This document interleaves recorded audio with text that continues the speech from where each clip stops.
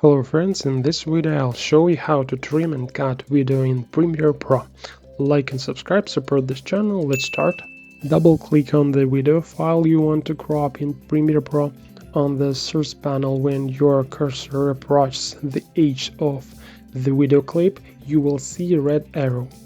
Drag the ends of the video clip as if you were sizing the window to shorten or expand it by cropping.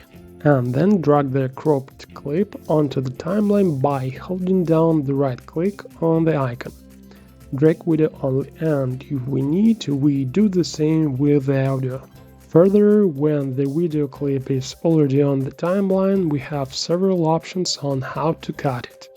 You can also reduce its duration by bringing the cursor closer to the edge of the video and reduce it to the desired size, as we did on the source panel.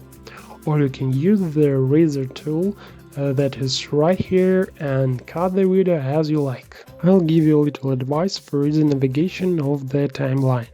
Use the down arrow to navigate to the right between the seams of the clip, and the up arrow to navigate to the left.